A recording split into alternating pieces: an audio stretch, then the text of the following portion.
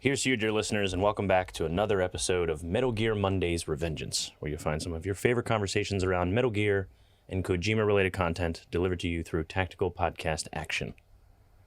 So today's a special episode. We have done some interviews, and when I say we, I just want to bring up a few people with me. So one of those people are Alessio Summerfield. What's up, man?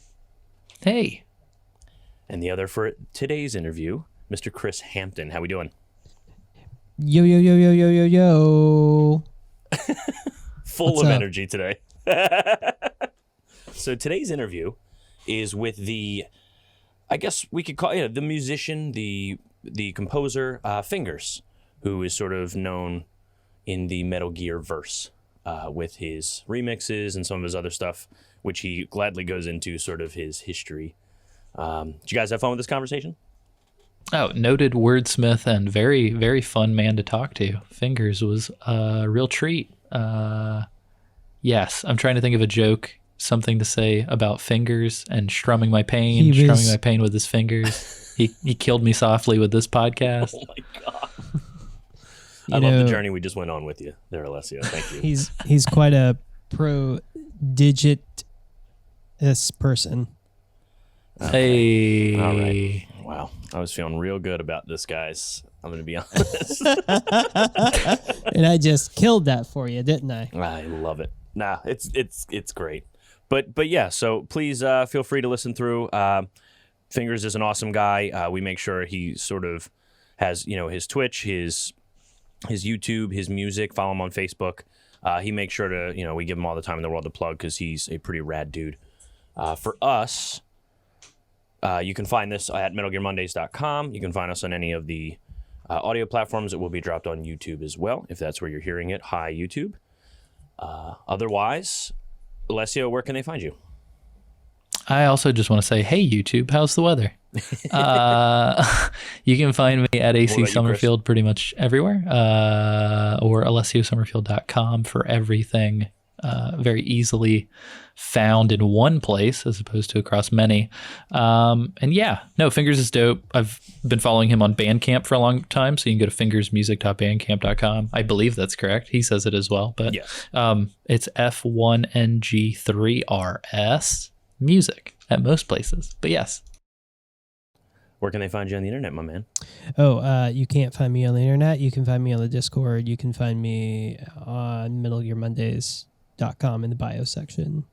You can find me on this podcast. Chris's hesitance was Chris literally hiding the last vestige of his identity from the internet during that question. Literally sweeping it under the rug. Yeah, I just deleted my Facebook right now, so... Yeah, his finger was hovering over the enter key as he was paying off somebody to wipe him from the internet. I delivered my own nuclear payload into my online identity. Super quick aside, I just need you guys to know I Googled myself trying to find my own address on the internet and found it on the 3rd page of Google and scared the shit out of myself earlier today. So That's a thing. Oh, yeah. I mean, I guess it's hard. Once you own land or something along those lines, it's tough to sort of keep that at bay. Yeah, as soon as the credit scores start floating. Yep. I want you guys to go to chrishampton.com. Right now? Yeah. That's where you can find me on the internet. chrishampton.com. 100%. This is the greatest website I've ever been to. And I'm assuming you have nothing to do with this, Chris? I have nothing. Take care of this? I have nothing. I did not. This So is proud. not me. Chris is going to be replaced on most appearances across the internet with the contents of this website moving forward. Beautiful. I'm so proud of you, Chris. I really am. Cherish the sound of his voice because it's literally just a JPEG on a website. It's amazing. So it does make sure he's in Georgia, though. So we got that going for us. Yeah, Chris, this could be you in like an alternate future, I think. It could be, yeah. Got the Casablanca poster. 100%. That's my favorite. Stratocaster. That and the fucking what is it called? The that game. He's got a game board in the background. What is that thing where you sweep the pucks across the sandy little shuffleboard thing at the bar? The shuffleboard, yeah. Yeah. There we go. Love it. Playing at a bar, clearly. We can we'll send this to noted mod and good friend Chad, who runs the Discord. We'll send this to him, and I guarantee you he can tell you exactly where this photo was taken in like an hour and a half. He has so many like means of cross-referencing and data gathering. So spooky. Well, you can find me on the internet, Warren Minix. I don't really have any shame as far as if you guys want to find me. I really suck with social media. However, if you're into gamer tags, I'm Untaggable Gamer. You can get us at Patreon, Metal Gear Mondays, and you can go to MetalGearMondays.com. And I believe we have some sweet merch you can grab from that website as well as some other stuff there. So thank you guys again. And without further ado, an interview with Fingers.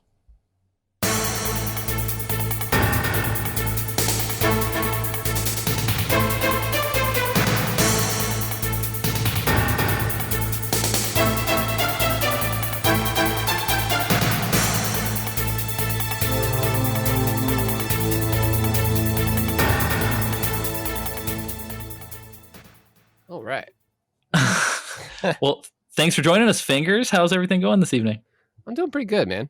Feeling pretty good. Just got a new track out today. It's one of those like hectic promo days. You know how it goes. I like it. Before we dive in proper, was the description, the style, and the title, are these all references to the jankiness of Cyberpunk 2077 right now? They weren't actually, but it's kind of funny how it like all kind of just like came together with that. Like we were talking about like themes and everything. I was like, yeah, like if you look up the definition, it's like jank is like, you know, like bad quality, and then like junk can be like anything. Like it can be used for narcotics or just like a substitute word, like, hey man, hand me that junk, and it's just like, okay, cool. So with jank junk, it was kind of like this word that didn't mean anything, but it was like bad quality anything, you know. So it's a nonsense word pretty much. It didn't really have anything to do with Cyberpunk, but the fact that Cyberpunk did come out in such a janky state, you know, I might pair it up with Cyberpunk, you know, just for some visuals later down the road. Oh Nice. man, Nice. Poor Cyberpunk, man. I was looking forward to that, but I can't say that I'm super happy with it, but I can't say that it's like unplayable. You know, I'm like, right. I mean, if we would have given it more time, we probably would have had a better game, but we had to rush it out and send death threats, you dumbasses. Yeah. Oh my God. Thanks for Christmas sales, CDPR higher ups. I bought a new Xbox for this game. Yeah. And it looks better, but there's just like some stuff you can't even finish. You know? Yeah, I mean, PC is the way to go, apparently, but it's like, and I'm playing it on a base PS4. I rented it from Gamefly, so I'm kind of like, okay. Ooh. And like, I see the problems, but it's still not as bad as the online community is saying it. And that's a big problem, I think, with the Metal Gear community, too. They like to like blow stuff way out of proportion. Mm-hmm. And then when people hear the news about it, they're like, oh, I'm not going to touch that game because XYZ. And it's like, yeah, but it's really PDQ. You know, it's like, it's not really those things. Yeah. It's really just this kind of thing. And, yeah. I feel like I'm in a weird place because I literally got done logging my 64th hour in Cyberpunk before we jumped on this podcast. But I am playing on PC, so fair enough. Yeah, there's a good game underneath all that stuff. Like I can tell there's like, I like the quest lines. Some of the characters are pretty cool. Like the gunplay and the customizability is all there. But it's like they just had to rush it, and here we are. Yeah. So yeah, it's a pretty good Deus Ex game. I will say that. Yeah, exactly. It's like System Shock, something like that. It's a beautiful game, and I'm having a blast with it. I've hit points in the game on the console where I can't finish certain quests because they bug out. So I'm just going to peace out, I think, from it for like a month or so. Yeah, just give it some time. Later. Exactly. Yeah. It's just some jank junk. I'll play some Forza. It's fine. Yeah, man. I took the high road. We talk about it in our Discord and all that, but I was like, guys, I think I'm going to take the couple month hiatus. I'm going to play some other games. Yeah, man, there's this weird like societal thing right now where it's like games are hot for like a couple weeks, a month maximum, and then it's like you're still playing that, and it's like, man, what happened to games with like longevity and like staying power? You really don't have that unless it's a games as a service type game.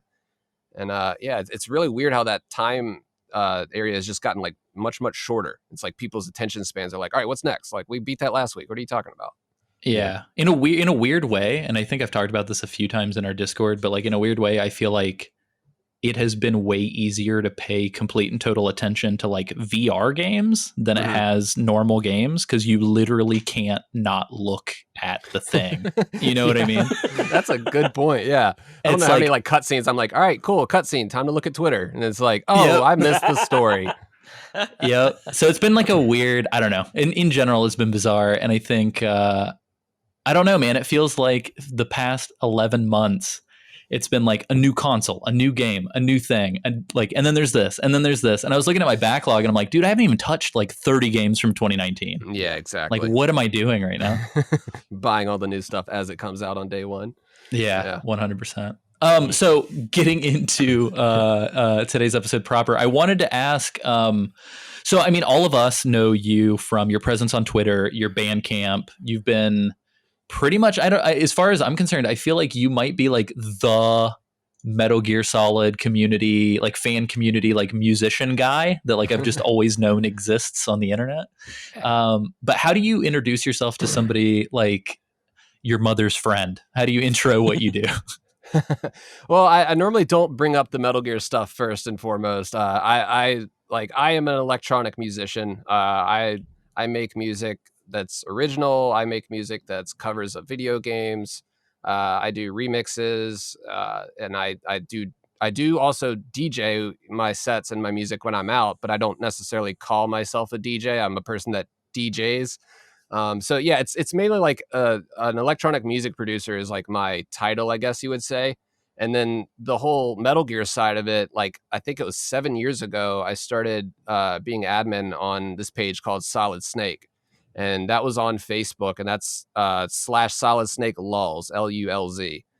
And back then it was kind of just like a one of those like mixed meme pages where it was like there was hundreds of them on Facebook back in the day. It was just like post whatever, people like it and they share it, whatever. But Yeah. it was named Solid Snake, and like they were posting a lot of good Metal Gear content, but also all this other stuff. And I was like, man, and I got kind of cool with the admins and stuff. And basically I got to become one of the admins after a while. And I was like, hey, what if we shifted this to like just Metal Gear? We cut out all the random memes that aren't related and we switch it over to that. And they were like, actually, that's a great idea. Like if we stick to just that, it'll be our core audience. And that was back when it was like, it had like 15,000 likes on it at that point. And so like over the course of like 2 or 3 years, we got it up to over 100,000 people on there.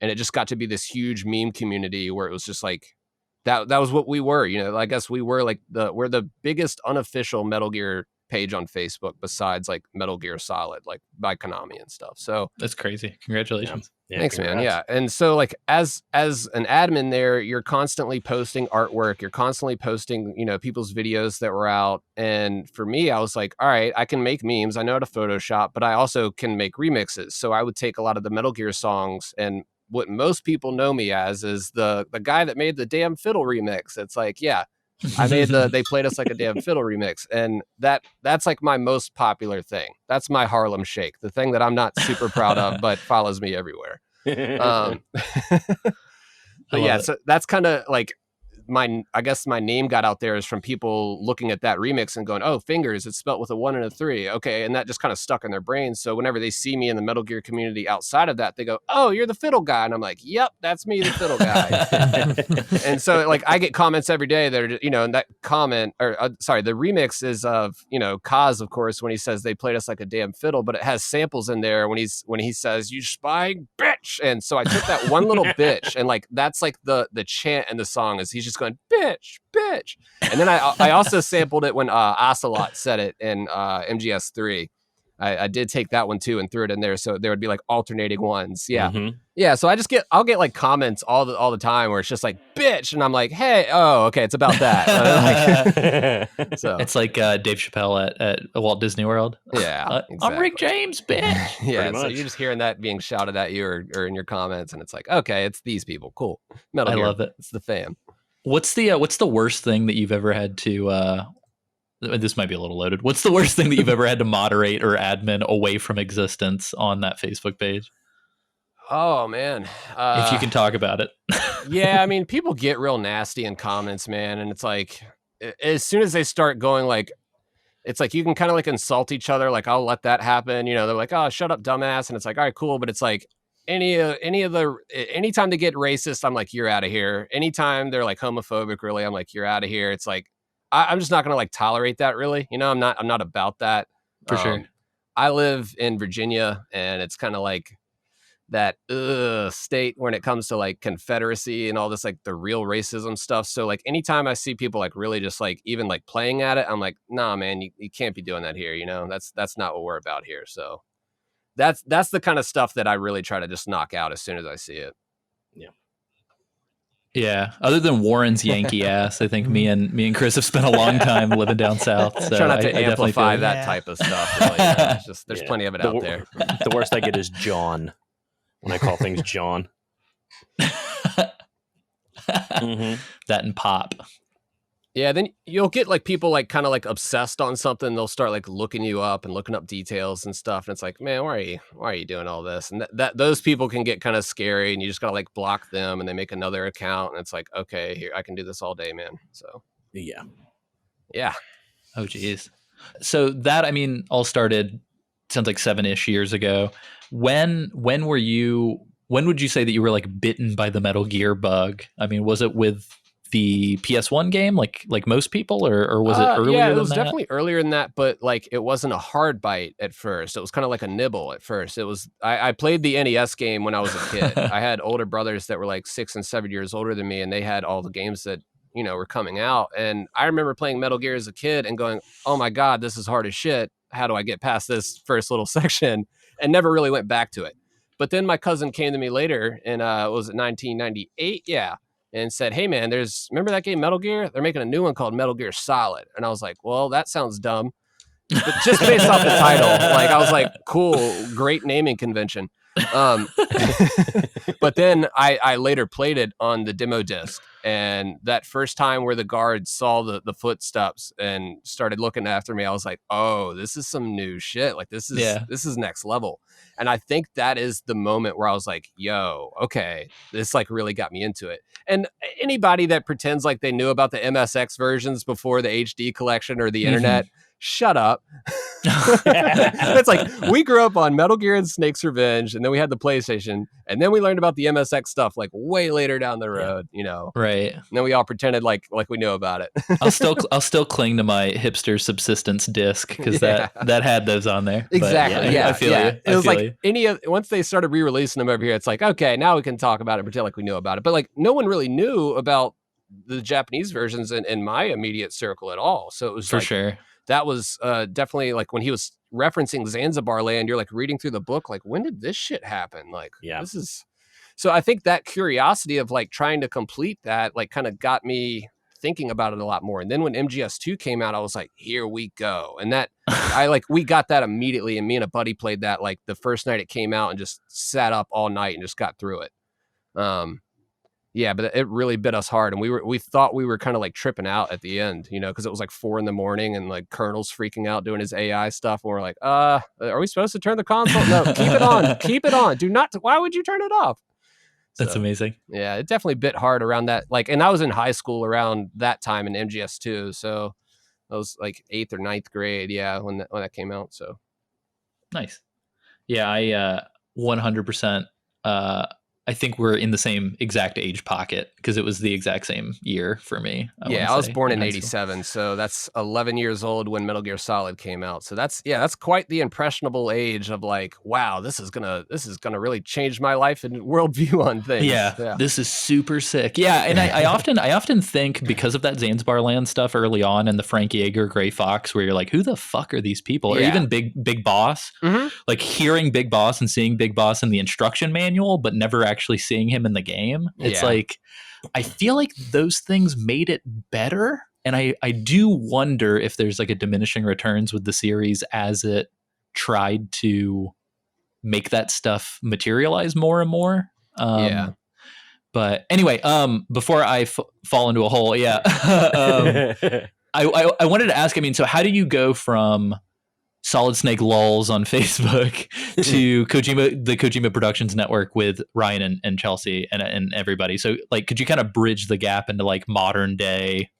fingers? I guess, I mean, it's funny. Ryan, aka Nitroid, he basically was like a fan of the Solid Snake page and was just like a person that would comment on there. Little did I know, he used to run Metal Gear Solid, the unofficial site, and was an ad. Like, so he was like in the old school crew of like the people that I used to go on his website and look around. And so it was this full circle thing of like, oh yeah, we've been in the community for a while and we got along like perfectly. We were like, oh, okay, cool.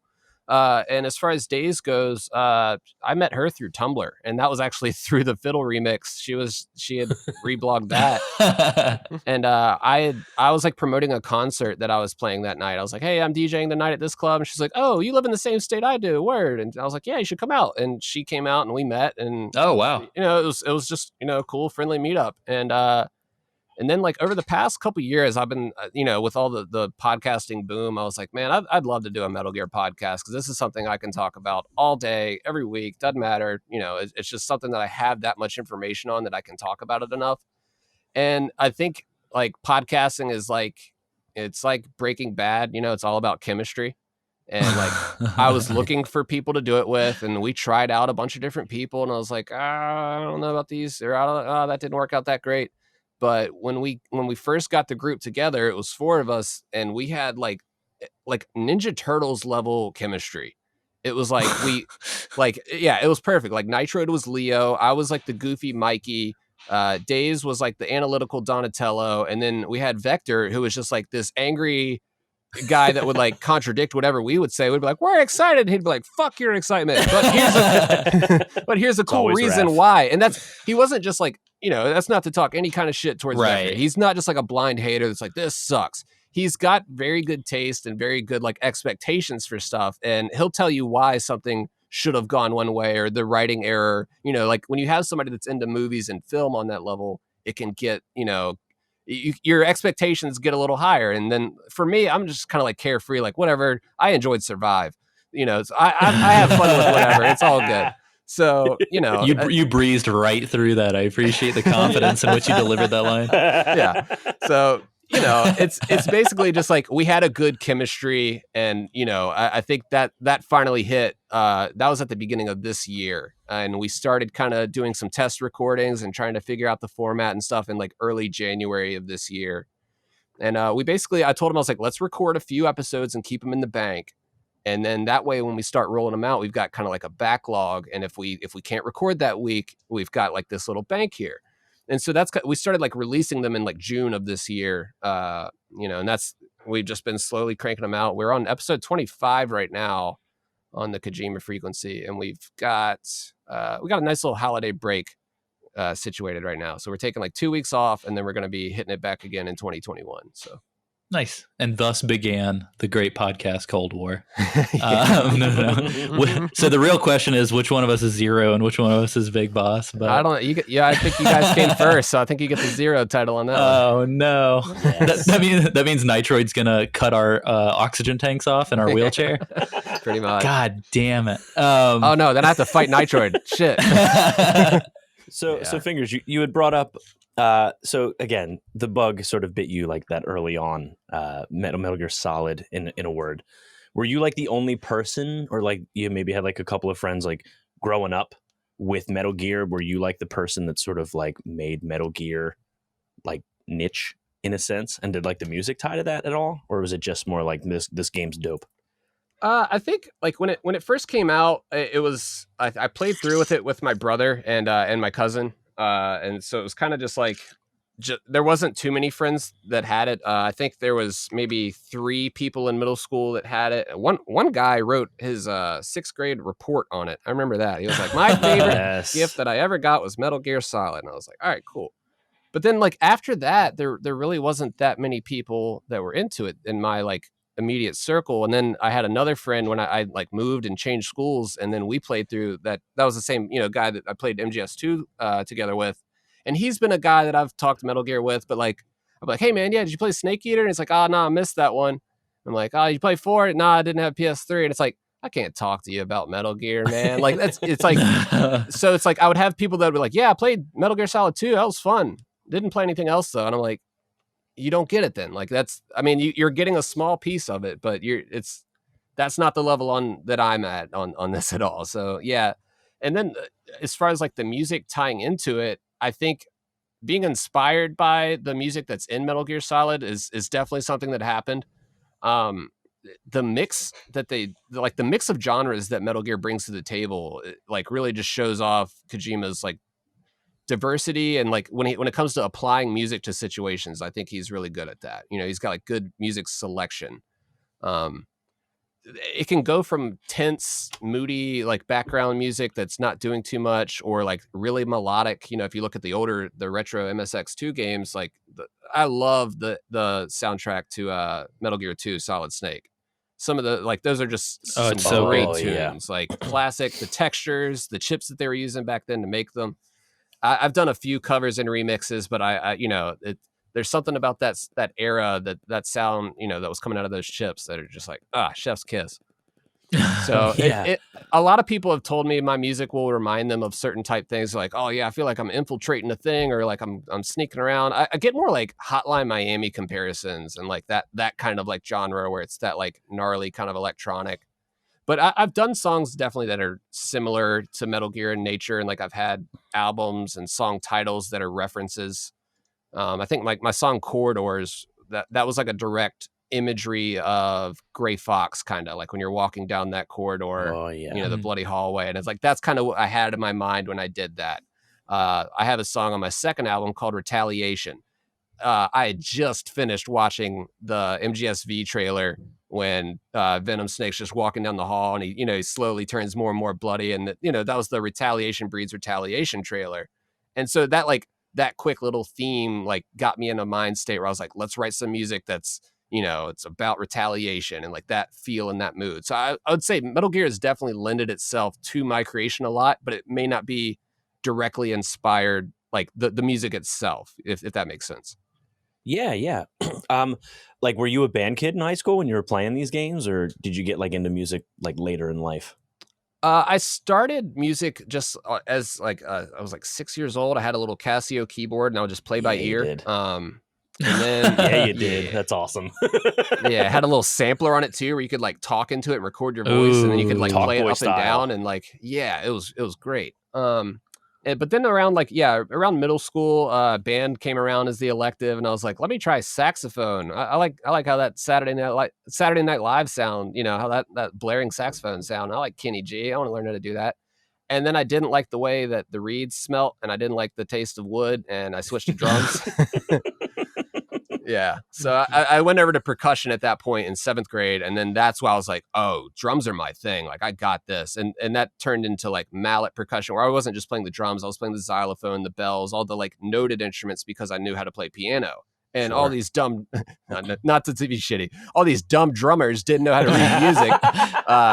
But really, drummers know how to read rhythm. But like when it comes to notation, it's a whole different thing that they aren't required to learn necessarily. So it's like they know the rhythm of the notes. But anyway, I was the only guy that knew how to read the notes. So they would stick me on the noted stuff, on the noted instruments for the most part. I did that, all throughout middle school. And then high school came around, and that's when I switched over to drumline.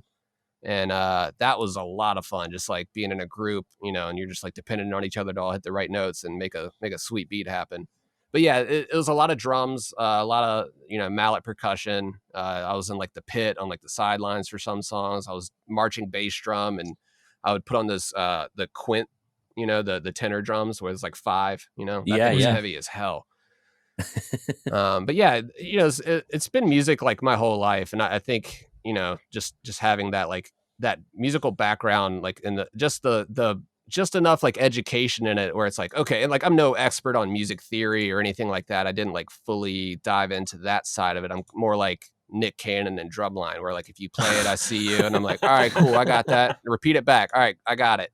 But I can read the sheet music too. Just there's levels to this music theory shit. And, sure. Definitely not in the full mastery zone yet, but I am learning every day and trying to improve. So yeah, band definitely helped that. The name of this episode is now going to be a conversation with fingers, parentheses, the Nick Cannon of percussion. Yep. Well, I guess that leads me to ask, because it seems very, cheesy in a sense of talking about musical influences, but you just brought up percussion, like as sort of your history. Mm-hmm. And we're talking about Jank Junk earlier. And that does seem to have, a lot of your stuff does have a very 4 on the floor percussive sort of like get your body moving style, and then you sort of sprinkle in the stuff. Is that like where you start when it comes to like musical influences? Like, is that something you like to like feel that first and then trickle in the other stuff, or is it just more like I got something and I'm gonna so you're saying like starting with drums, like starting just with drums? Yeah, like that. Just, okay, it seems like that's your yeah, that'll normally level. be like, I mean, like, my band teacher taught me, is like, drums are the foundation. If they're not there, you're really not going to feel much. So it's like you can start a song without drums and it's like, all right, but it's like when those drums hit, that's when all of a sudden everybody knows what to do. It's like you're now conducting everybody where their head should be landing and telling where they should, how they should be dancing pretty much. If you clap on 1 and 3, you're doing it wrong. You should be clapping on 2 and 4. So, I think as a drummer, yeah, I definitely, I put in a lot of, drum heavy stuff, but I try to make it not the star. And that's another thing that my band teacher taught me that stuck with me, is like a good drummer, you don't really notice. They're just there, and they're not messing up or anything. It's just like they're there and they're filling in the gaps perfectly. They're subdividing, where you're not supposed to be, and they're syncopating over here and giving you everything else that you need. But you're not necessarily noticing them. You're not saying, hey, look at me. And I try to do that more like melodically. Like I'll have the drums going and then I'll bring in a melody and it's like, oh, look at that. That's new. And I think that's like a good thing with music, is you give them 50% expected stuff and 50% unexpected stuff. And so like you get that resolve, and you get the shock of like, oh, wasn't expecting that to take that turn here. And I think with this Jank Jonk song in the middle of it, it does like a complete pull the e-brake, do a 180, slide into the other lane and start driving the other direction kind of move. It's really cool. Like I like how it turned out. With Vector, we just basically put like a record break on it, and then his section of the song starts up, and it's just like this, but it all flows together. It's cohesive, and it doesn't make you go, wait, what? So I think, yeah, having that driving 4 on the floor, that house beat behind it is just going to keep you going through that, So it's very important. Yeah, I would say.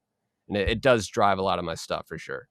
So yeah, I gotta say, I didn't want to like ask how the sausage was made in a sense, because I've been trying to keep up with Twitter and all that. I'm not a big Twitter guy, but when it seems like when you sent the track to Vector, and he sort of added his flavor towards the end. So you say that record break piece. I kind of like that, because I was going to ask, like, well, what did it start? Did you give him a beat? Did he, kind of roll from there? So it's nice to know that it's sort of like, oh, I like what I heard, and I put my little spin on it, and then we, collabed, make it like a real collab track. I like that. Yeah, that's pretty much how like I like doing collabs. I think it's fun. You're gonna get a different result than if it were just you, of course. So like I did a song last year called Tombstone, and I did that with my buddies Min Torment and Goth Mystery Mafia. And the idea was like, I was like, hey, I got this cool little patch right here, and I've got a cool melody, and it's really simple. And that's, like I was like, the simplicity here is going to help us. And so I sent it to all 3 guys as a MIDI file. Like, so basically I had like an idea of like what this song was going to do. And like, so the MIDI file is basically like digital sheet music for your computer to tell, which notes to play. So I would send them that and then say, hey man, use whatever voices you want to use, whatever instruments, whatever patches, go crazy, go nuts, have fun. And it's like, when you tell someone to do that, they're like, oh, okay, I can do like my own style, my own thing. It's like, yeah. And that's what I told Vector with this song. I was like, dude, here's the MIDI file. Here's what I've got. Like, you hear how it's starting, and I've got this whole like disco funk thing going. All right, now you do what you would do if you were to receive this MIDI, how would you do it? And then we'll turn it around and we'll figure it out and we'll make it cohesive. And with this song, he actually did go back and like redo it. We were originally going to have 3 people on this, and then the third person got too busy. And so then that kind of changed it up, because we were leaving a slot for that third person. We didn't want to go too heavy. And then we're like, all right, third person's out, go full out, And so that's how we did that. It's just sending it back and forth and going, yeah, I like that part. Maybe adjust that part, and that'll work out here. But it's a full like back and forth kind of thing normally. But yeah, every time he sent me something, I was like, this sounds great. And then he would be self-critical and be like, I don't know, I don't like this part. I'm going to go back and work on it some more. It's like, okay, man, that's fine. But yeah, we ended up with something pretty good, I think. Yeah, I love it. Yeah, man. So like, if you could score any video game then, or any film, have you considered that? Is that a reality for you? Scoring would be like scoring an entire film or scoring an entire movie. You got to realize that's like hours and hours and hours of music for a game. And then, for the movie, you got, whatever the running time is, 2 hours. And that, I think about that and I go, wow, this whole album was 32 minutes, or this whole album I made was 45 minutes. Like, oh, that's nowhere near that amount of music that you'd have to make. And I think Ludwig Forsell was talking about with Death Stranding. He was like, yeah, it was like over like 8 or 9 hours worth of music that I had to make. Boy. And not all of it even went into the game. It's just like, dude, that's so much music that you have to stretch it, like 9 hours. Think about that, of like making something that lasts 9 hours, and they're all different, and they're all different songs. And it's like, so the even thinking about scoring something that huge is intimidating. Yeah. But I think there's another way to do music, kind of, if you think about it, like Katana Zero. I'm not sure if you guys are familiar with that game. Yeah, that I game love basically Katana Zero. Yeah, and shout out to Ludowick, and shout out to Wick Recordings. And I've done an official remix for that game. That's out through Wick Recordings. Oh, nice. And basically the way they did that game's soundtrack is they were like, hey, this guy Ludowick has some awesome music. He made it like years ago, and let's use that. And then there's Bill Kiley over here. Let's use his music that he made years ago that's not related to this at all, and just throw it in here as the stage music because it just kind of fits. And I think that's more what I could see more for me happening. Like my albums are called VGM, and it doesn't stand for video game music. It stands for vague genre music, because most video game music is like, if you call something video game music, it's like, what the hell does that mean? It's like, this could be a ballad. It could be techno. I mean, if you look at Metal Gear, the genres go all over the place, Yeah, so surf rock. Yeah, it could literally. Yeah, Metal Gear has a surf rock entry for sure. Yeah. So but in a way, I feel like video games are such a good entry for new music. Like most of the music I've come across this year has been through a video game, be it, Low Roar via Death Stranding. I'd never heard of Low Roar before. Yeah. Now I know who that is. I recently played Haven. That soundtrack is amazing. And I don't know, it seems like there's more and more attention being put to sound design and the development of soundtracks for video games, and the stakes are a little bit higher. Yeah, they're definitely starting to get like the licensing money and stuff where they can like reach out to these things. And now they're reaching out to the bands, and the bands are going, hell yeah, we want to be in a video game. Where it was like, it used to be like, oh, video game, nah, I'm good. Like the times are kind of shifting with like how like movies and TV, it's like now video games are like the number one earning thing. So it's like nobody goes to movies, it's like, I don't know, it's definitely changing. So yeah, I think more like licensing my tracks out. Like I would love to for some company to hit me up and be like, hey, we like this track, we want to use in our game. Perfect. I've got this album called VGM. It was made for this use specifically. That's what that series of music is. It kind of, I joke about it being vague genre music, but it is music designed to be put in video games. Like that's kind of, it's got those slow layers where it builds on top of each other. Yeah. And you've got like a big, swell, and then it kind of calms back down, and then it can be looped again. And I think that's like what video game music has going for it, is like you can listen to it over and over and over and it not be annoying. That's like the thing that you have to look out for with writing music for video games, is like it's something that's normally catchy and you can sit there and listen to it for 10 minutes while you have the game paused. Yeah. So I don't know why as soon as you said that, I'm going to take you for a ride from Marvel vs. Capcom 2 just started blaring in my brain. One of the best songs ever. Oh my God. I would loop that for so long. Jesus Christ. Yeah. Jeremy, I'm going to come to you years from now, and I'm going to knock on your door, and I'm going to say, I have a feature in development. I need you to score my feature film. I'm going to go. How long is it? Hey, short film? To put it in perspective, though, I did have a composer score 3 original songs for a 15-minute short. So yeah, and that's like short projects and stuff like that. It's like, yeah, I could definitely do. I mean, I did score a video game a few years back called Sankofa. And that was a really small indie game that 2 people were. It wasn't 2 people. It was more than that. But they were working on it. The people that I knew were working on it as a university project. And it's on itch.io. But let's see, that was back in 2016. But it was basically 5 stages that I had to write for, and then like a title theme. And I was like, okay, this will be easy. And then they kind of just gave me like, hey, this is going to be the planes. And they gave me like art direction and like some concepts and stuff. I was like, okay, so give me some like musical references that you know, would maybe want to pair up with this. And they're like, yeah, we're thinking like Zelda Temple of Time vibes mixed with some like, you know, so they would kind of give me a direction. And then I was like, okay, I'm picking up what you're putting down. And then I would just go to work and then send them stuff and go, how about this? And they would go, a little too happy or a little bit, you know, whatever. And then I would make adjustments. And then we, you know, pretty much just came to the final product that way. But yeah, that was a fun experience. So like, I'm definitely open to working and scoring stuff. It's just like, yeah, when you talk about scoring a whole game by yourself, it's like, that's a lot. Oh yeah. Yeah. Oh yeah. So shout out to Ludwig for getting down in those trenches. And I mean, yeah, his work on MGSV, I was listening to some of that today, even just like driving around, just that the OKB0 and like Angering Mantis. Like if you listen to those, like those songs are nuts. Like just but they're not the ones that people really show around and talk about. They're like, oh, Sins of the Father. It's like, yeah, of course, great song. But if you get into that real atmospheric, like gritty stuff where it's not like melody, it's just all these like creepy textures and a ticking clock in your left ear. It's like, what the hell is going? It's like, that is some really exciting stuff to listen to and to think about writing. It's like, that's that scoring mindset where it's just like, this is the music that's happening during some crazy scene and it's kind of in the background and it's really accentuating what's going on. So yeah. Writing stuff like that, it's complex and you literally have to write to the video of what's going on because you're hitting stabs and big things that are happening. So I think scoring, you're more like writing along to visuals that are already there. Mm-hmm. I'm not exactly sure how they did it, but it's, you know, all those things are happening and they're edited together when they hit, it's like this big orchestra swell and you're like, wow, I'm feeling this tension.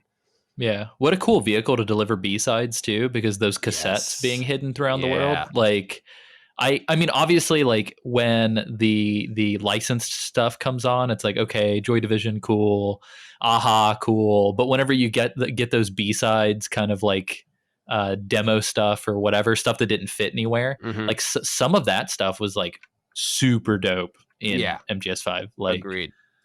And that's it's a shame because it gets like slept on, you know, it's like, there's no one's really going to hear this really. Yeah. So. I didn't go to shack number 13 in the back half of the African map. So I missed that tape. I missed that banger. It was back there. Yeah. I wanted to ask before we kind of shift into Metal Gear territory, just because we're coming up on like the 36 minute mark. So obviously I want to kind of take us into the second half of this. But before we dive into that, I wanted to ask, I mean, is there any other like non-MGS information that you wanted to touch on before we kind of take things into like Metal Gear heavy territory for the remainder of the interview? And we'll do plugs and stuff later, I'm sure. I'll that's no, we're good. Enough about me and my music and memes. Well, so you just mentioned Sins of the Father, and we had the pleasure of talking to both Stephanie Justin and Donna Burke on this podcast before. Shout out to Donna Burke. Oh yeah, Donna Burke is amazing. Yeah, like she is. Great human, like even outside of her singing, like I could like talk to her all day long. She's amazing. Yeah, she did a reaction thing I did the official unofficial movie remix thing with her last year, and I got like the runner up thing with that. So she recorded a little reaction video, and she was really nice. So shout out to Donna. And so I was gonna ask, I mean, having remixed that Hanging on a Thread for the movie, at any point have you considered like reaching out to her and actually doing like a collaborative thing, even if it's not for like an official project or anything? I have reached out to her, and it's basically right now is kind of like a busy time to try to like take on side stuff for her. She was doing and this was months ago when I asked, but it was right when she was starting up, doing that tour and stuff. And so I've reached out, and I've talked to her management and stuff. I've like proposed an idea of like doing a cover of Calling to the Night together, and like just having her just sing a part for an arrangement that we would do. We've like yanked her voice out of stuff before and put it in there unofficially, and she's commented on it. But yeah, I mean that might happen down the road. I think a lot of people are kind of stationary right now and looking for stuff to do. The tours have slowed down. So yeah, thanks for reminding me. Actually, I need to reach back out there. I love it. Well, so I just want to ask real quick, Jeremy, have you played Peace Walker? I have played Peace Walker. Okay, so I just want to ask you one quick question. Did you feel more emotion when you were killing the horse or the boss in MGS3? I mean, that poor horse, you gotta think about its family and stuff, I mean, the boss, I mean, All right, so this is a throwback. I know exactly what you're referencing. How I didn't feel anything the first time I killed the boss because it was such an onslaught of information that I still didn't even know she was like a good guy at that point. I was like, wait, what the hell's Eva's working for China? What? Hold on, I gotta. It like I didn't realize the gravitas of that situation when it was happening while it was happening. So like, yeah, I definitely but going back and now knowing everything that I do, yeah, of course, I'm not a monster. But man, Peace Walker does have some emotional stuff going on in it, man. Like a lot of people knock it, but I personally loved that scene when Big Boss is like in there with the AI pod and he's just like, tell me why. Like his voice is just like, and that's the thing. People are like, oh man, his voice is ridiculous during that scene. I'm like, dude, he's choked up and he's like begging a computer why it took away. It's just like, holy shit, this is an emotional moment. So like, I don't know. I hate when people are like giving voice actors a bad time when it's something like that. I thought he nailed that part. That was one part that I went, he still got it. But then like I checked online and everybody's like, oh, that part's stupid. I'm like, I hate online sometimes. Yeah. I will say, I feel like Peace Walker, dude, it's so weird because I remember feeling like, okay, MGS is done after 4, right? Mm-hmm. And then I remember picking up Peace Walker and thinking like, okay, portable ops, whatever. It's just going to be some like Gaiden fun thing, whatever. Peace Walker, by the end of it, I was like, I love these characters. Yeah. And when the trailer for 5 came out or Ground Zeroes came out and it was like, oh, it's a direct continuation, I got so stoked thinking like, Paz is going to be there. And she's there. Chico's going to be there. And we're going to talk to Amanda. And then it's like, nope, Strangelove is dead inside of a container off screen. And it was like, I don't know. I mean, I've come to peace with the fact that the things I like about V are not the things that I thought I was going to like about it. Yeah. But I really do wish in like an alternate reality that there would have been like a Peace Walker story sequel. You know what I mean?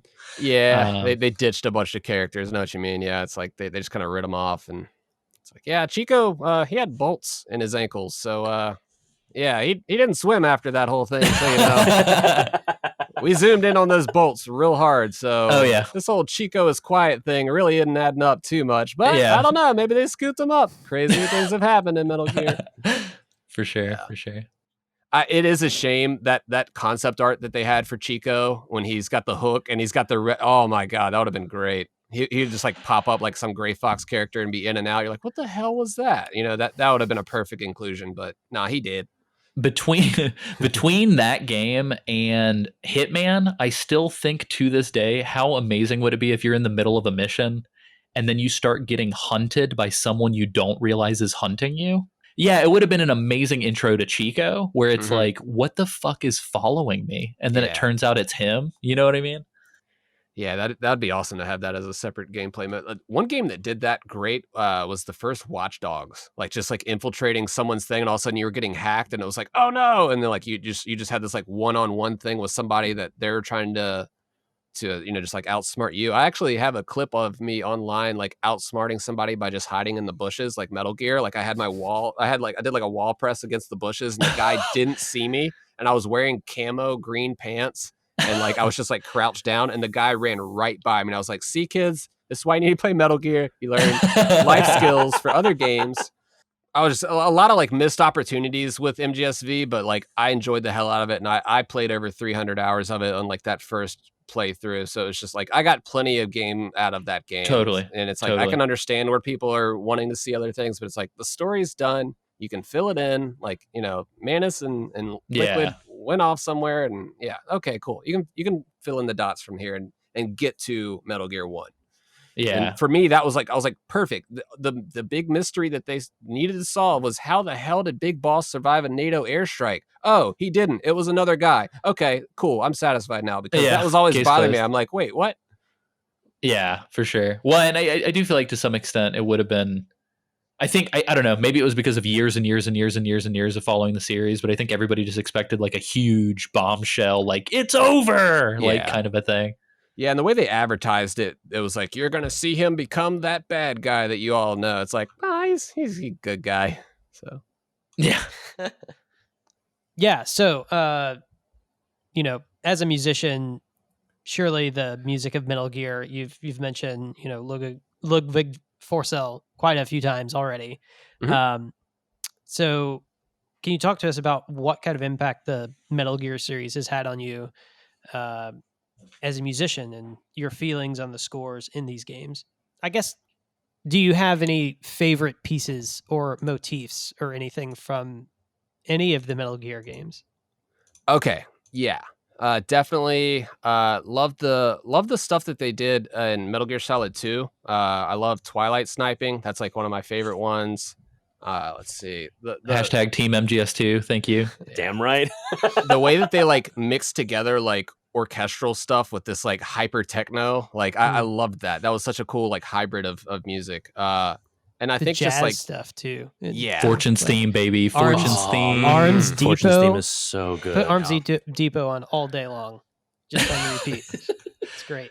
In the middle of this episode, I'm just going to cut in the entire MGS2 soundtrack from top to bottom. perfect. It's a 4-hour DMCA interview. claim, here we come. But yeah, and like I think the original Metal Gear soundtrack is just like engraved in my head, like just that we were just talking about it the other day, like the Warhead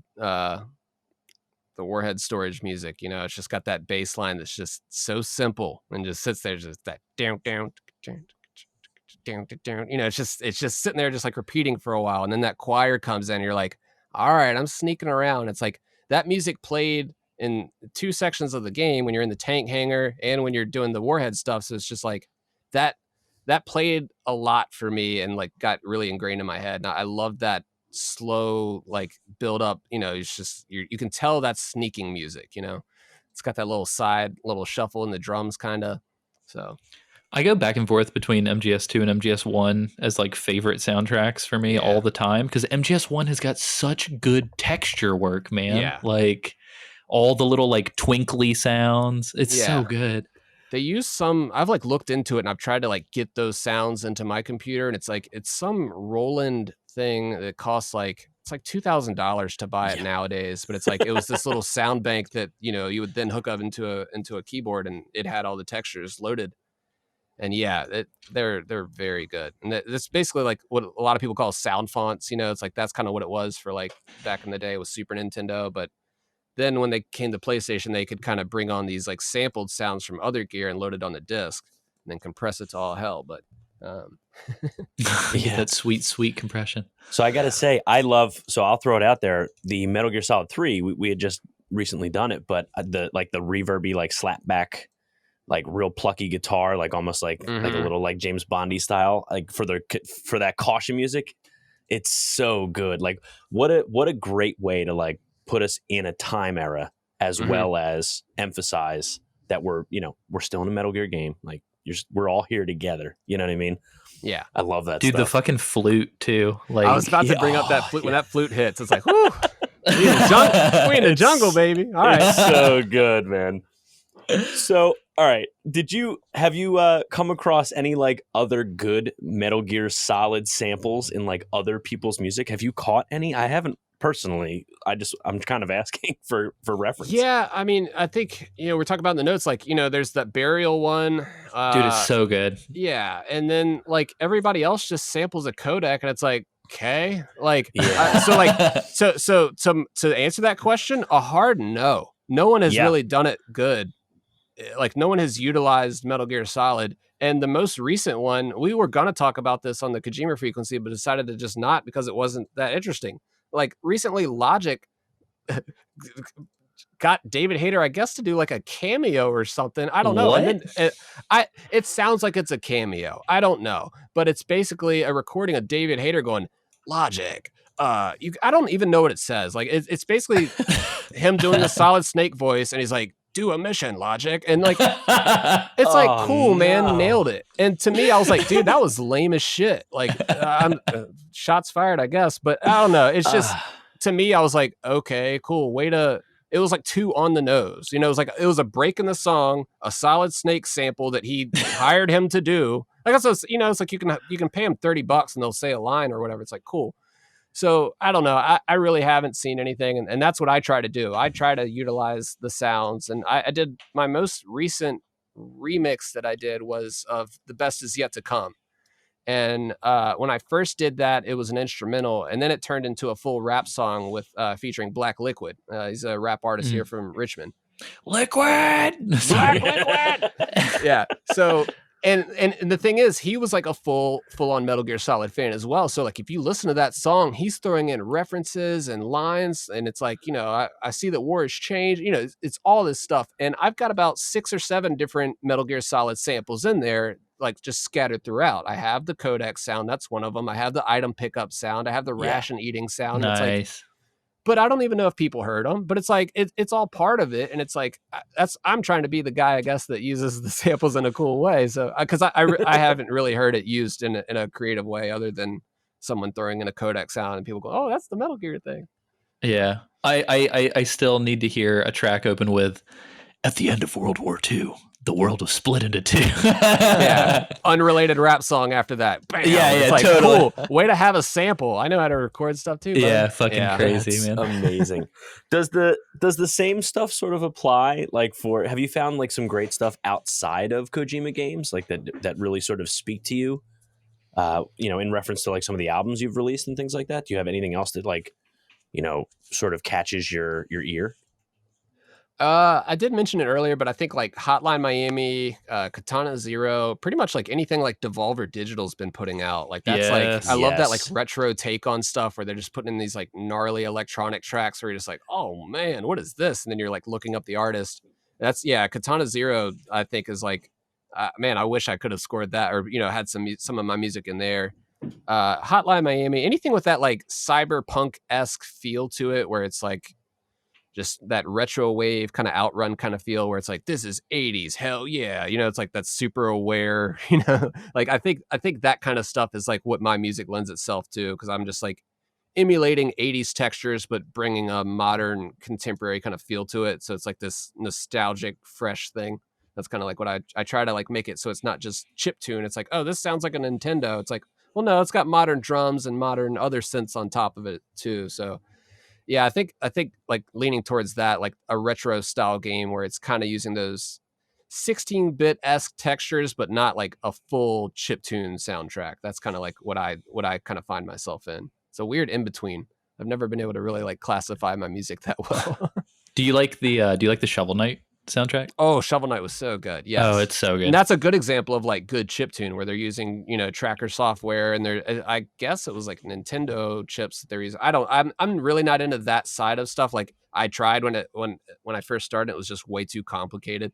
It was like you have to learn like hexadecimal just to program the notes. And I was like, I just want to play it on my keyboard when I touch the button. So yeah, I mean, like shout out to people that do chiptune. It's tricky and it's its own thing, but I just didn't want to like dedicate the time to learn that just for bloop bloop sounds when I can like just emulate them in a plugin that sounds pretty similar, but you're definitely getting the real deal with those tracker sounds. And that's what that Shovel Knight, that full on like, oh, this is coming out of a Nintendo Entertainment System sound. I don't like dislike it. I just don't make it too much. Right.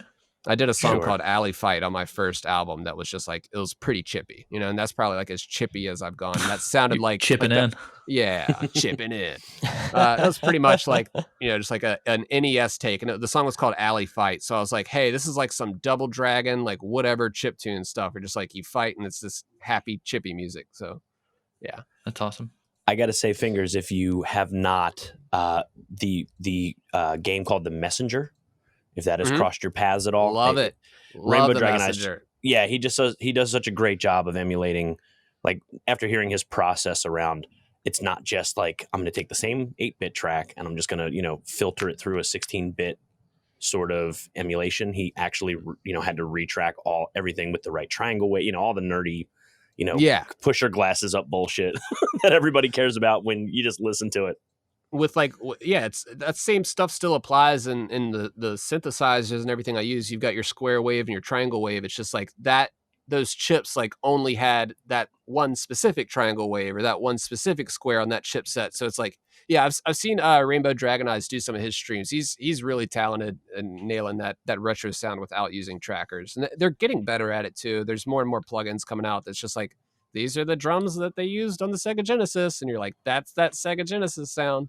Yeah. And I've got a few of those. I want to make more music like that. It's fun. But farty Genesis tracks. Yep. Keeping my eyes open for it. Yeah. Yeah, we're all Dude, just fucking Toe Jam and Earl shitting their pants. Oh dude, my Toe God. Jam and Earl is one of the best fun soundtracks outside of video games. absolutely. Oh my God. 100% that bass line. It's pretty decent. It's pretty The decent. new one was pretty good too, man. Well, I mean, so we talked about MGS and how it had that like rolling sound. So on the Toe Jam and Earl note, is Metal Gear also retro or becoming retro? I mean, are we just like some old dudes waxing nostalgic right now? I think there was that division between like cartridge-based games and disc-based games. That's kind of like Mhm. where the line is for me. It's like, here's where they're using chips and the things on the cartridges themselves, and here's where we're like exporting songs over on the disc. So I don't Mhm. know. I don't know if MGS, I guess MGS1 is retro by now, but not to my standard. I draw that line at MG2 Solid Snake. That's where I'm like, that's a retro game. Mhm. Mm. Yeah, I don't know. it's there's like there were levels of compression on PS1. You couldn't just like it was a great CD player, but the audio quality you can achieve in modern systems right now is ridiculous. You know, Yeah. so yeah, you do hear those like retro sounds from the PS1 era, and it's very haunting and chilling, like very synth heavy, because it was like to our ears at that time, I think just like like listening to something in 3D in a video game, you know, Yeah. and hearing footsteps, and like I think that's what made Metal Gear Solid so interesting, was not just the music but the sound design and all of like the game being thought of from an aural way.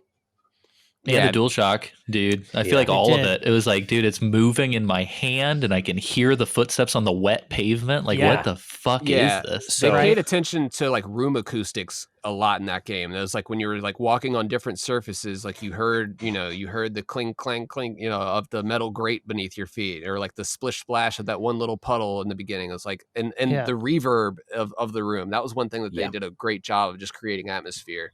So yeah, we heard it, but the Genome soldiers sure as fuck did not hear any of it. I would say the combination between the menu music of Metal Gear Solid and the I guess the integration that when you hear Psycho Mantis's theme, that's him sort of taking over your mind as the player. Mm-hmm. The combo of that, because that opening theme, it totally gets forgotten, but it even has like when you hit the start button, it has like the gunshot. And it echoes.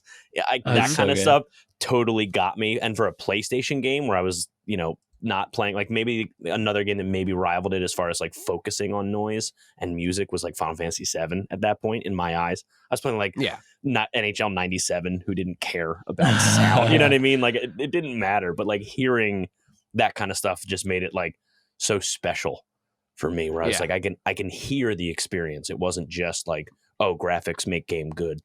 For 13-year-old Warren at that time. Yeah, it really was like the first game too. You said like with the DualShock, like I remember before that it was all N64 Rumble Pack where it was just like like with everything you did, but like feeling that like subtle variation of the elevator, it was like pumping while you're going up. That was like the first moment I was like, wow, okay, we're doing something different with this. And so yeah, Metal Gear Solid, man, just like broke so many. It just did so many things that other games hadn't done. I mean, the Psycho Mantis fight alone looked into your memory card, probably violated some privacy laws. I don't know, but like, I love that game. And that's when people ask me like, what's my favorite? I just got to go back to that one. And I love all the other ones for different reasons, but like favorite, got to give it to MGS1. Sure. Yeah. It's crazy. I mean, are we just super jaded, or is it real that we haven't seen a jump that far in a long time? Because like I feel like other than the first time I tried VR 2 years ago, I can't think of the last time I had like an oh fuck moment with a video game in like a long time. Yeah, we're getting that diminishing returns, approaching realism and stuff. We're like, yep, still uncanny valley. Still, I mean, I will say, I think Death Stranding was the most recent one as far as just seeing the actors and stuff. You know, they were all just like photorealistic, or it was like, yeah, that's Tommy Earl Jenkins. Holy shit! Like there was no real like uncanny valley going on there with that. And Totally. I think Kojima's the guy that's going to be pushing us in that next direction, artistically or visually or whatever. He seems to be the guy that does it. You know, and his teams, of course. Of course, Kojima isn't doing all, but like whoever's working with him, it's like he's like, no. We need to make this like future proof, or like this needs to be a step above what's going on. You know, right? He like has a certain caliber that he wants his work to be seen at, and he normally delivers. You know, Totally. That's a good question, Alessio. I guess I'm trying to think. I feel like maybe like BioShock got me a little bit because I truly felt like a unrealistic world was real based on the game. But I think that's giving the game credit maybe for like how it connected with me. But like, because Metal Gear Solid did it, but realism. Like I really felt like I was like, oh shit, I'm a spy. Like I'm doing espionage and shit. You know what I mean? And I mean, the fact that we can still run into 40-year-olds on the street and say Solid Snake, and they know where the fuck they were when they played MGS1 for the first time. How many times I think they played says the Pizza a lot. Hut demo? Yeah. Yeah. Like the fact that like people that I work with who never play games and they go, oh, you used to be on a podcast. What's it about? And I'm like, Metal Gear. Like the fact that they're like, oh man, that PS1 game. Whoa. Yeah. Or it's worse when you're like, oh, the guy from Super Smash Brothers Brawl. Oh, like, no. From Twin Snakes flipping off of missiles. Oh, no. Jesus. Yeah. Well, so I do want to ask Jeremy really, really quick, total off book, very quick sidebar. Because we were talking about it earlier where it's like, oh, what Metal Gears have you played? Oh, I played this or whatever. What do you think is the weirdest game in the series to be somebody's first game? Because I'm still convinced that MGS2 is the worst place for somebody to start. Okay, like not counting like spin-offs. So you're saying like canon entries. Yeah, okay. core I was gonna games. say Metal Gear Acid 2. Just fuck them up. Tell them it's a card game. See if they come back.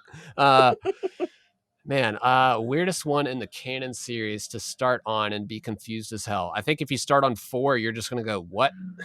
Yeah, fair enough. 4 is a good one, I mean, Shonen Metal Gear. And Nitroid has said he's known a guy that started with 4, and he ended up being one of the most like well-versed, well-informed guys that he knew, that, you know, because the guy like really dug in, and like from that point was like, okay, now I can fill in the dots, where at the end that was kind of like the connection point for all of us when we had all the dots. He went like the backwards way. And yeah, it's Metal Gear is definitely deep and complex, but all the information is there. So it's like no matter what order you play it in, you will eventually get it. I do tell people to play in release order usually. If for just references, gameplay nods, you're not gonna like going back to playing PlayStation 1 or MSX after you just finished MGSV. Like you're gonna appreciate how everything gets smoother and smoother, and by the time you finish up, you know, the Phantom Pain, you're like, man, I'm jumping and sliding around. And then if you go back to like, if you go from the Phantom Pain to PlayStation 1, and it's like, this sucks. Yeah.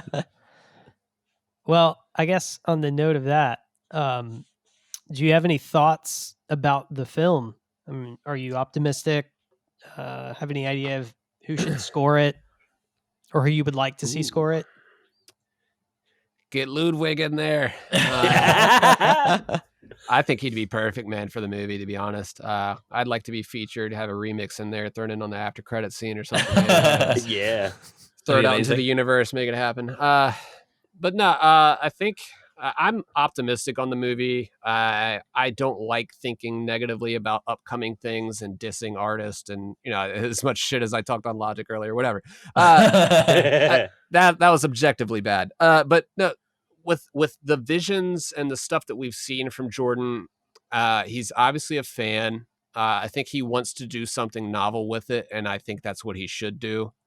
I think just trying to tell a flat retelling of Metal Gear Solid 1 without including anything else would be a mistake. I think I would like to see pretty much Metal Gear Solid 1 be, you know, that's a nice, you know, you got a couple boss fights, you got a couple sneaking sections, and then you have a couple of flashback scenes or whatever to explain what happened in Snake Eater and what happened in Zanzibar Land. And that's really all you need. Like, I think that's like a cohesive story where, you know, he could see Gray Fox and be like, oh, I remember you from Zanzibar Land. Quick 2-3 minute, you know, cut to that and then come back. You know, I think if we do it like that, it could be a good, well-contained movie. And that's everybody saying this story is impossible to tell in 2 hours. Nah, not really. I mean, there's a lot jammed in there, but I think you can tell the story of a guy that goes into a place, gets tricked by some people to do a thing that he didn't want to do, and we can show how this has been going on for a long time, you know, by just showing the cycle of that, of Big Boss, you know, his predicament. And I think that's what Jordan's going to do, because he's definitely playing around with the timelines, and then all the art pieces were just for fun. They weren't representative of what the movie's going to be, or at least that's what he said. So we're not going to see Gray Fox fighting a gecko from MGS4. That's bonkers. But I think he just wanted to see that artistically and get some people's gears going. Like, okay, this is what this world is, and we could make this happen. And I think what he did with Kong Skull Island, he's good at directing action. And those, I still don't know what they're called. On the first episode of the Kojima Frequency, I called them those weird invisible dinosaur things. I still don't know what they're called, but they went invisible. And I was like, if Gray Fox did that same visual effect, that would look sweet in a movie.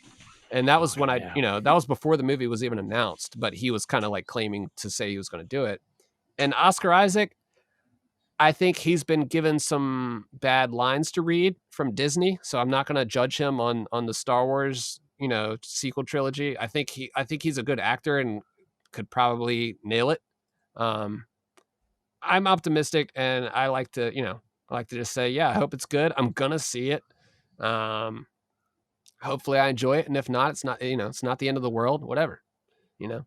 They've got a good foundation to build off of, because literally all they have to do is watch Escape from New York and they're fine. Yeah, it's pretty much the same movie. Yeah, but I think if Kojima's acting consultant, you know, and he's not on set every day, it might turn out pretty good. You know, I think if he's muddling in it too much, I don't know how he's going to do with movies. We've talked about like when Kojima is given a project or something, and they try to like, maybe he works best in like a restricted, like, all right, this is all you got to do, and this is it. But like, if you give him like, hey man, go nuts, then we end up with Death Stranding, and it's like, all right, cool. I enjoyed a lot of that, but that whole beach scene with Amelie, what the 18 fuck? credits. 18 credits. And it's amazing. Just like, I get you're doing your thing, but I didn't really enjoy that. And if that was in a movie, and I don't know, I don't know if his game directing that he's very good at is going to transfer over to good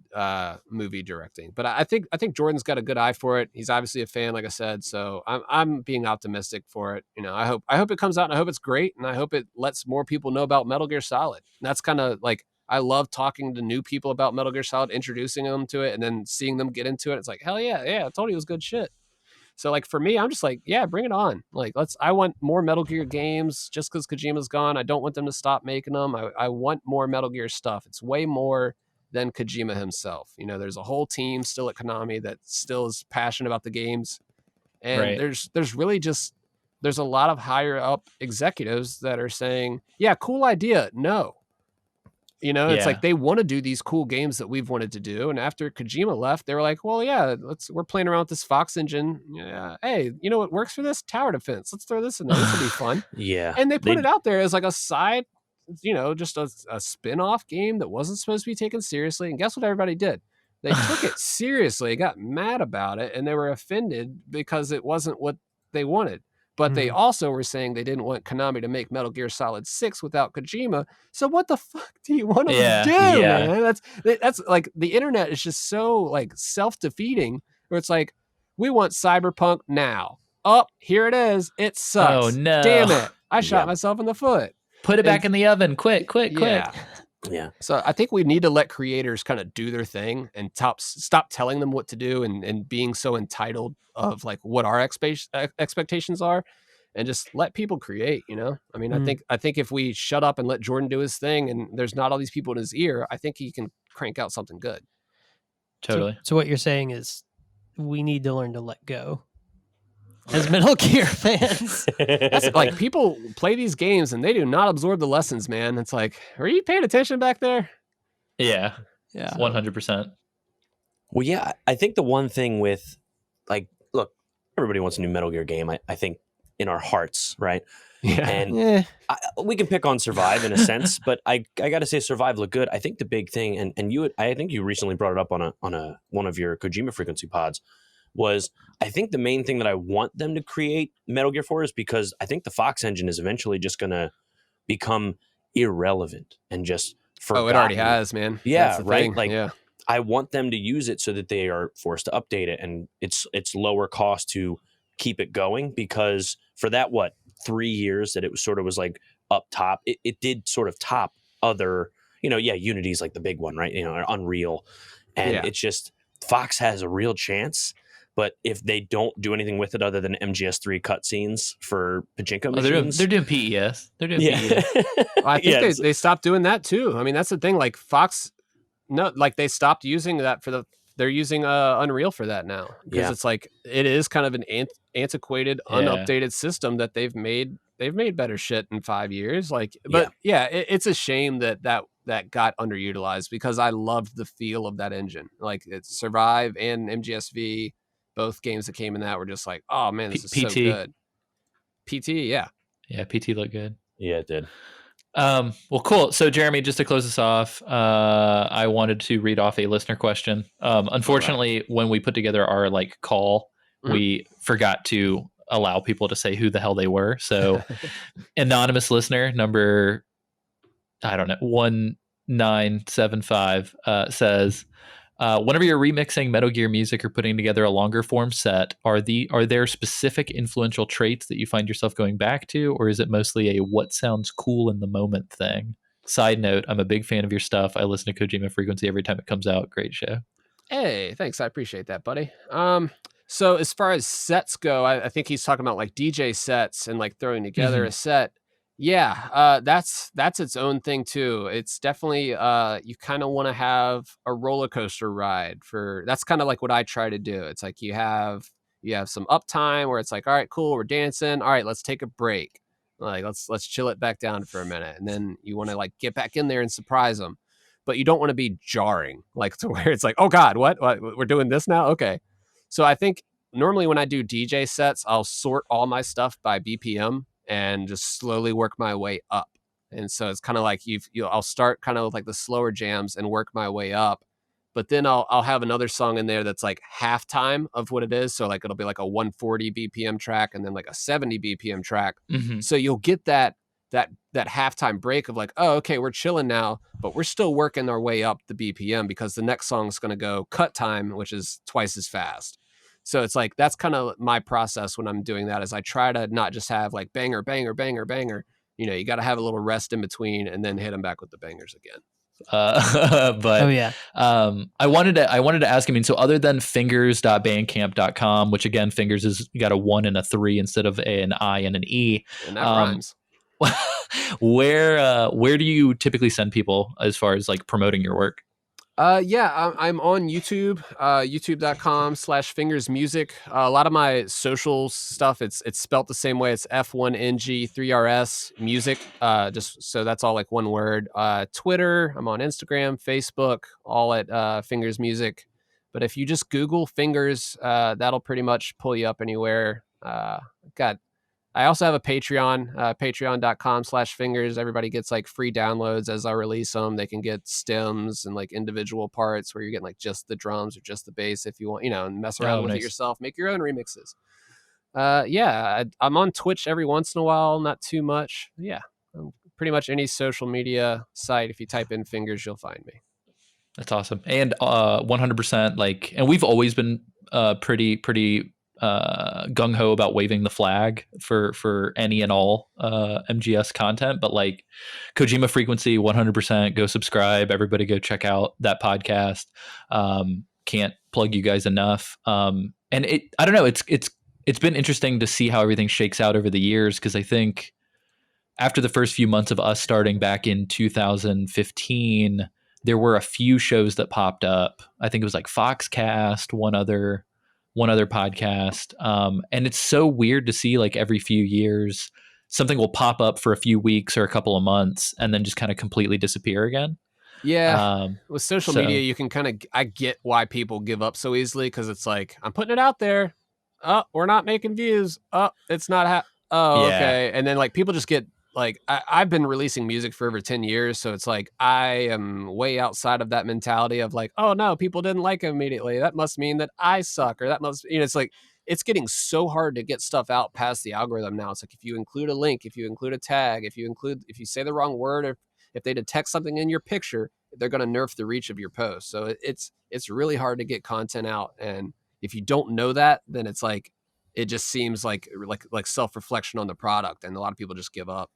Right. So, When you also have to build a catalog too, because I mean, Yep. one of the things we learned from doing this show is like people are interested in different things. So like they may come for Death Stranding and stick around for everything else. They might come for an interview with Fingers and stick around for everything else. Like you never know, Came for the fiddles, stay for the podcast. Yeah.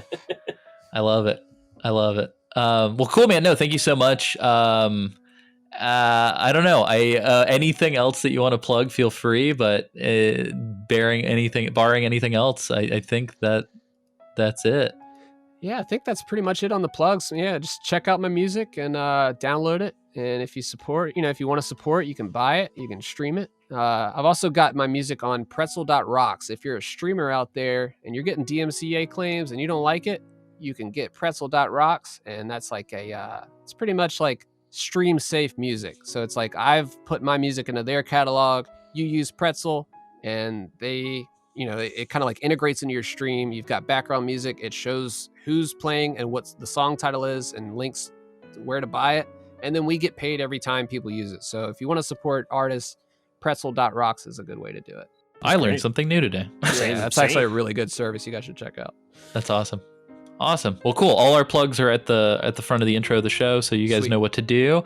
And thanks again. Fingers Music, everybody. Hell yeah. Talking Metal Gear music, hopefully not for the last time. So yeah. Thank you guys again so much. Thanks.